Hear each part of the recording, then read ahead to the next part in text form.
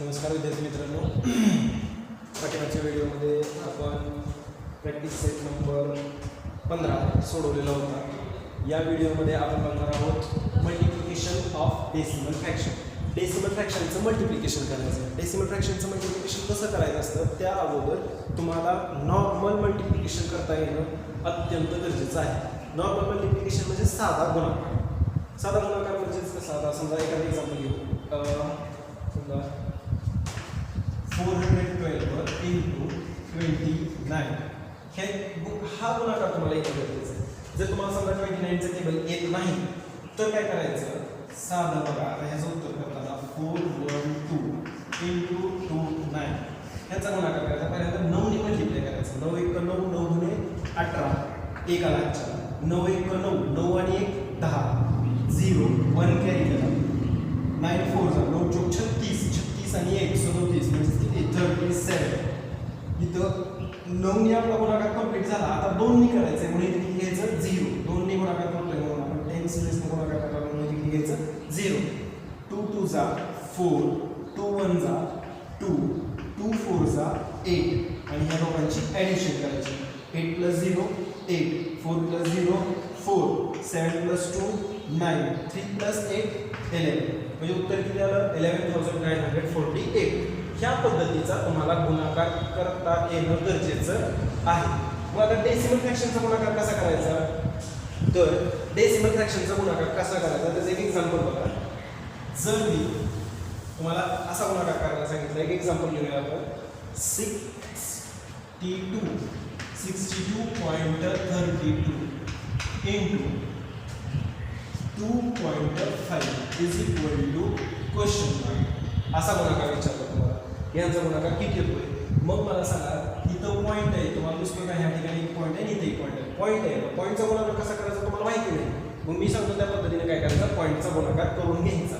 मग पॉईंटचा गुणाकार करण्यासाठी आता उत्तरामध्ये बघा, हे जे पॉईंट आहे ते पॉईंट काढून टाकायचं. पॉईंट ठेवायचा नाही, डेसिमल पॉईंट कसं घ्यायचं म्हणजे 6232 इंटू इथलाही पॉईंट आहे तो पॉईंट काढून टाकायचा. मग पॉईंट काढून टाकल्यावर किती राहिलं फक्त 25. मग आता मला 25चं टेबल येत असला तर डायरेक्ट केलं तरी चालेल, जर येत नसेल तर नॉर्मल करा. मग 2 5 जा 10, 1 कॅरी केला, 5 3 जा 15, 15 + 1 16 म्हणजे 16, चला 1, 5 गुणे 10, 10 आणि 1 11, परत चला 1 आला, 6 म्हणजे 30, 30 आणि 1 31. हे आपण 5 ने गुणाकार केला. आता किती गुणाकार करायचा आहे, 2 लिहून इथं 0, 2 2 जा 4, 2 3 जा 6, 2 2 जा 4 आणि 6 2 जा 12. ह्या दोघांची काय करायची ॲडिशन. 0 + 0 0, 6 + 4 10, 1 कॅरी केला, 6 आणि 1 7, 7 आणि 1 8, 4 आणि 1 5, 3 आणि 2 5 आणि 1 1. हे ह्यात वेगळं काय असं केलं नाही. ह्यात काय वेगळं असं केलं का नाही, फक्त काय केलं नॉर्मल हे पॉईंट काढून टाकले आणि नॉर्मल गुणाकार केला. मग आता आपल्याला पॉईंट दिला होता, मग आपण असं करूया 62.32 इंटू 2.5. आता ह्यांचा गुणाकार करायचा. ह्यांचा गुणाकार कसा करायचा, हे जे आलेलं उत्तर आहे ते डायरेक्ट उत्तर दिलं लिहायचं. किती आलं उत्तर 1 5 5 8 0 0 लिहिलं उत्तर. आता काय करायचं, वरची पॉईंटच्या पलीकडे घरं किती ते मोजायची. किती आहे 1 2 आणि 3. हे खालचं पण घर मोजायचं. किती झालं 1 2 3 3 आहेत की नाही इकडल्या बाजूला. मग आपण पॉईंट इकडल्या बाजूला मोजायचं 3 घरं मोजायची. 1 2 3 इथं पॉईंट घ्यायचा. हे झालं तुमचं उत्तर. अशा पद्धतीने काय करायचा, पॉईंटचा गुणाकार करायचा असतो. मल्टिप्लिकेशन ऑफ डेसिमल फ्रॅक्शन ह्या पद्धतीने करायचं. मल्टिप्लिकेशन ऑफ डेसिमल फ्रॅक्शन असं ह्याचं उत्तर झालं. हे पण लिहायचं आणि हे लिहायचं, दोन्ही लिहून घ्यायचे. जेव्हा तुम्ही ह्याचं उत्तर सोडत आहे त्यावेळेस असा पण गुणाकार करायचा आणि असाही गुणाकार करायचा. डायरेक्ट मल्टिप्लिकेशन हे लिहायचं नाही. आणखी एक एक्झाम्पल बघा. 2.7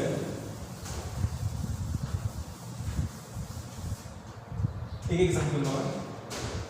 2.7 इंटू 1.4.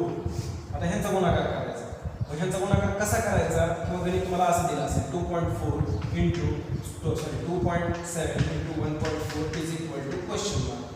आता ह्यांचा गुणाकार करताना काय करायचं, उत्तरामध्ये पॉईंट काढून टाकायचा. मग किती पॉईंट काढून टाकला तर हे झालं 27 इंटू 1.4 काढून टाकलं तर किती झालं 40.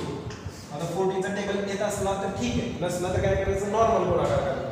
7 × 7 7 चोक 28, 2 आले आजच्या 2 गुणे 4, ह्यांचा गुणाकार केला तर 4 गुणे 8, 8 आणि 2 10, 0 लिहायचे. का तर आता 1 ने गुणाकार करतो, 7 × 7, 2 × 2, 2 1 2, आता 1ची ॲडिशन केली, इथं आले 8, इथं आले 7 आणि इथं आले 3. एवढं झालं आपलं नॉर्मल गुणाकार. पण आपल्याला पॉईंट विचारला होता, इथे पॉईंट आहे आणि इथेही पॉईंट आहे. मग अशा वेळेला काय करायचं, लिहायचं 2.7 इंटू 1.4 आणि हे आले नंतर 378. आता पॉईंटच्या पलीकडे घरं मोजायची सगळी किती येते, इथं पॉईंट आहे, इथं पॉईंट, पॉईंटच्या पलीकडे घरं किती आहेत, 1 2 सगळे मोजून घ्यायची, वरची पण आणि खालची पण 1 2. मग इथून इकडल्या तेवढ्या घरावर पॉईंट घ्यायचं 1 2. हे झालं तुमचं उत्तर. अशा पद्धतीने काय करायचं, तुम्ही गणित सोडवायची आहे.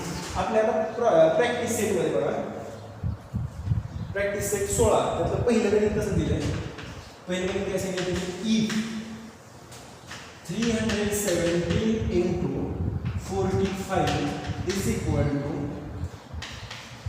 14,265, then 3.17 into 4.5 is equal to question mark. हे पहिलं गणित आहे. आता हे गणित कसं सोडवायचं, सोपं आहे, सगळंच तर करून दिलंय, काहीच करायची गरज नाही आहे गणितामध्ये. उत्तरात काय करायचं, जो पहिला दिलेला आहे 317 into 4 5 आणि ह्याचं उत्तर किती दिलंय तुम्हाला, 1 4 6 1 4 2 6 5 हे उत्तर दिले. आणि विचारलंय काय तुम्हाला 3.17 इंटू 4.5 आणि ह्याचं उत्तर किती दिले 14265. आता बघा पॉईंटच्या पलीकडची घरं मोजायची 1 2 3, मग इकडून नाही काय करायचं, तेवढ्या घरावर पॉईंट द्यायचा 1 2 3. हे झालं तर बाकी काही करायची गरज नाही. ही पहिला प्रश्न असा सोडवायचा, दुसराही प्रश्न असाच आहे आणि तिसरा प्रश्न ह्या पद्धतीने, ही जी गणितं दिली त्या पद्धतीनं तिसरा प्रश्न आहे. आपलं कोणतं सांगतोय मी तुम्हाला, practice set number 16. Practice set number कोणता आहे, 16. प्रॅक्टिस सेट नंबर 16 त्यातले 3 गणित आहेत, पहिला दुसरा आणि तिसरा. पाठीमागचं चौथा आणि पाचवं सोडवायचं नाही. प्रॅक्टिस सेट 16 मध्ये कुठलं गणित सोडवणार, पहिलं दुसरं आणि तिसरं, फक्त ही 3च गणित सोडवायचे आणि माझ्या मोबाईल नंबरवरती फोटो काढून पाठवायचा आहे. ओके.